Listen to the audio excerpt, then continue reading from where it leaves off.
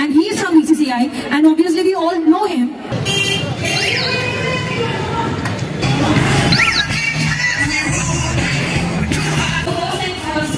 क्या लगता है कौन जीतेगा?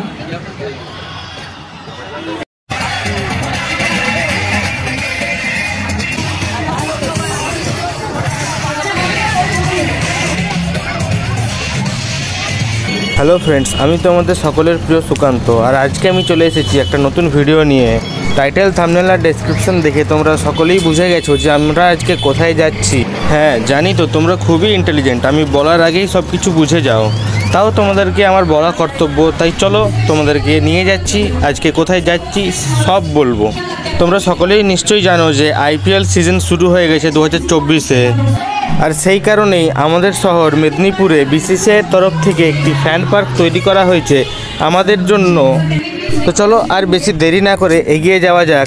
তোমরা দেখতেই পাচ্ছ এটা হলো ফ্যান পার্কের এন্ট্রান্স গেট, আর এখানে রেজিস্ট্রেশন করে তবেই ভেতরে ঢুকতে হবে।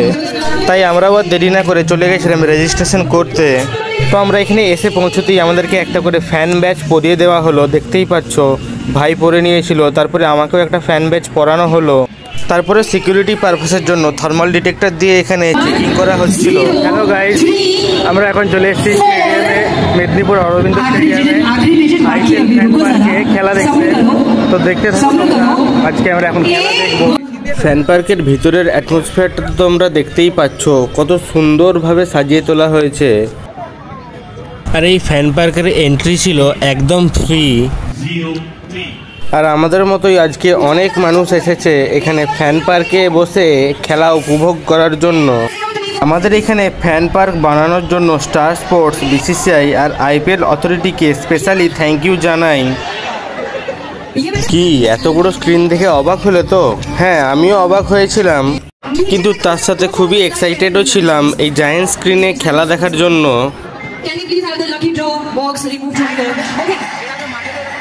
তারপরে কাউন্টডাউনের পরে ফাইনালি খেলা শুরু হলো। আজকে যেহেতু কলকাতার ম্যাচ ছিল, সেই জন্য ফ্যান পার্ক জুড়ে বেশিরভাগই KKR-এর সাপোর্টার ছিল।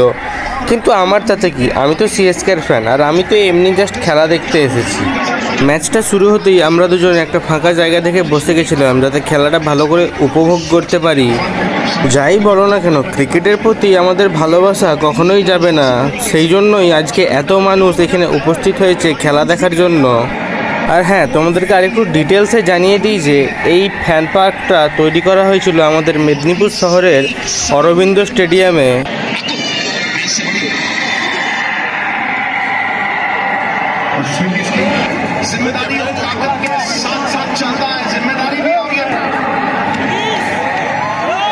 প্রতিটা ওভারের ব্রেকেই একটু করে গান চালিয়ে দেওয়া হচ্ছিল আমাদেরকে এন্টারটেইন করার জন্য।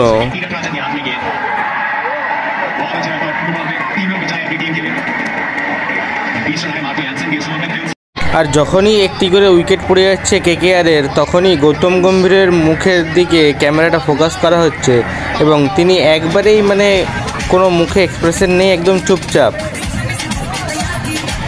যাই বলো না কেন, KKR-এর প্রথম দিকের ব্যাটিং দেখে এত উইকেট পড়ে যাচ্ছে জলদি, দেখে একদমই মজা আসছিল না।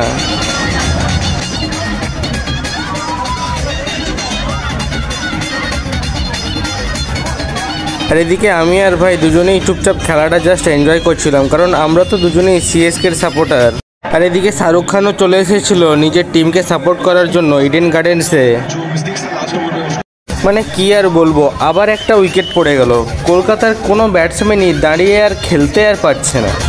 এসব দেখার পর তো কলকাতার ফ্যানরা কিছুক্ষণের জন্য একদমই চুপ করে গেছিল।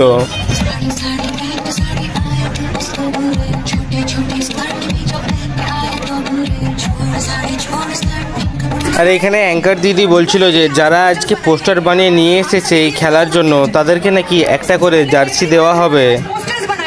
এটা বলার পরেই যারা যারা পোস্টার বানিয়েছিল তারা একদম দৌড়ে স্টেজের সামনে চলে গেল জার্সি নেওয়ার জন্য। অনেকক্ষণ বাদে KKR ফ্যান্সদের মধ্যে একটু জান ফিরে আসলো, কারণ অনেকক্ষণ পরে একটু 4-6 মারতে দেখা গেল ব্যাটসম্যানদেরকে। তারপরে আবার রিঙ্কু সিংকে 4 মারতে দেখে এক্সাইটমেন্ট যেন ফ্যান্সদের আরও দ্বিগুণ হয়ে গেছিল, যেন আজকেও রিঙ্কু সিং 5টা 6 মারবে। মানে রিঙ্কু সিং এমনই খেলা দেখিয়েছে এর আগে যে ব্যাট করতে নামলেই ফ্যান্সদের এরকমই আশা থাকে যে সববারেই 6-4 মারবে। আর তার কিছুক্ষণ পরে একদম রাসেল ঝড় শুরু হয়ে গেছিল। রাসেল আসতে না আসতেই 6-4 মারার বন্যা বয়ে দিচ্ছিল। আর এদিকে যতই 6-4 মারছে ফ্যান্সদের ডান্স দেখো, মানে এত এক্সাইটমেন্ট, মানে কি বলবো আর।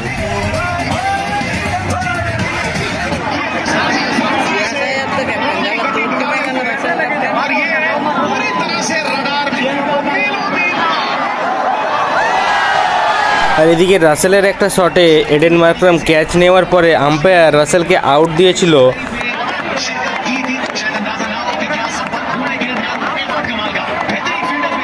আর সেটা দেখেই হায়দ্রাবাদ ফ্যান্সদের ডান্স দেখো একদম, মানে তারা খুবই খুশি রাসেল আউট হওয়ার পরে। এরাই একটু আগে রাসেলের 6 খুব নাচ করছিল, এখন এরাই আবার নাচ করছে রাসেল আউট হয়ে যেতে। এরপরেই একটা টুইস্ট ছিল, কারণ কেকেআর রিভিউ নেওয়ার পর জানা গেল যে ক্যাচটা ঠিকমতো নেওয়া হয়নি আর রাসেল নট আউট ছিল। সেই দেখে কেকেআর ফ্যান্সদের আরও উন্মাদনা বেড়ে গেল। আর ওদিকে ক্যামেরা হাতে স্টার স্পোর্টসের ক্যামেরাম্যান পুরো এই আমেজটাকে ক্যামেরা বন্দি করে নিচ্ছিল।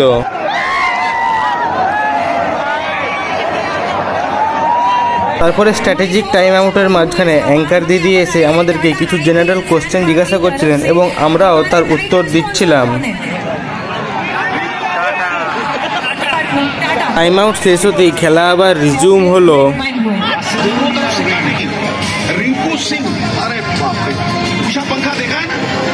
টাইম আউটের পরে রাসেল একদম আলাদাই জোশে এসেছিল, মানো প্রতিটা বলেই 6-4 মারবে এবং সেটাই করছিল। এদিকে এক্সাইটমেন্ট তো তোমরা সবাই দেখতেই পাচ্ছ, আলাদা করে আমার বলার আর কিছু নেই। এদিকে এত মারের মাঝে রাসেলের কখন যে 50 হয়ে গেল বুঝতেই পারলাম না, মানে একদমই সত্যিই রাসেল ঝড় এসেছিল এবং আমাদেরকে উড়িয়ে নিয়ে চলে গেছিল।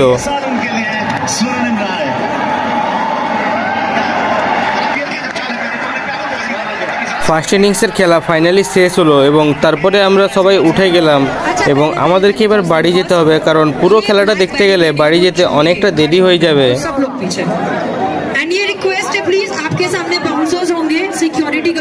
এরপরে আমরা সেখান থেকে বেরিয়েই যাচ্ছিলাম দুজনে, কিন্তু তারই মাঝে শুনলাম যে এবার একটা লাকি ড্র খেলা হবে। তো সেই জন্য আমরা একটু দাঁড়িয়ে গেছিলাম যে কীরকম খেলা হবে সেটা দেখেই যাব।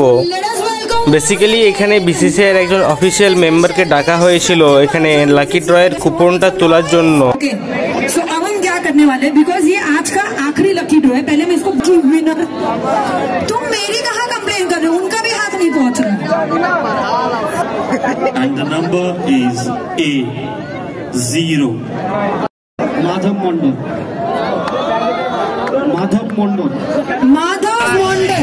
ফাইনালি সব কিছু দেখার পর আমরা এবার ফ্যান পার্ক থেকে বেরিয়ে যাচ্ছিলাম, কারণ আমাদেরকে এবার বাড়ি যেতে হবে। আর যেতে যেতে দেখি যে এদিকে ক্যাপ্টেনদের সাথে সবাই ফটোশ্যুট করছিল, তাই আমরাও একটু সামনে চলে গেছিলাম দেখার জন্য। তাই আমিও ক্যাপ্টেনদের সাথে একটু সেলফি ভিডিও করে নিলাম। তো তারপরেই দেখি এখানেই আসল খেলা চলছিল, এখানেই পরের বছরের আইপিএলের জন্য স্টার প্লেয়ার তৈরি করা হচ্ছিল।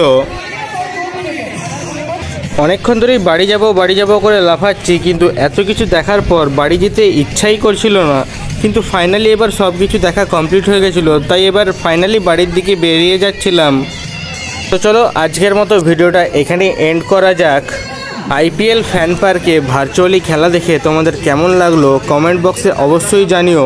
যদি তোমাদের খুব ভালো লেগে থাকে সেটাও ভালো করে জানিও, তাহলে নেক্সট পার্ট নিয়ে আসবো, মানে পরের দিন আবার যাওয়ার চেষ্টা করব শুধুমাত্র তোমাদের জন্য। আর লাইক কমেন্ট শেয়ার সাবস্ক্রাইব যা যা করতে হয় সবাই করে দিও। আর সবাই বলে যেও যে তোমরা কোন টিমের ফ্যান আইপিএলে, আর এটাও প্রেডিক্ট করে যাও তো দেখি যে এবছর আইপিএল কে জিতবে। তোমাদেরকে যেটা বললাম তোমরা জলদি করে দাও তো, ততক্ষণে আমি বাড়ি যাই। Till then by.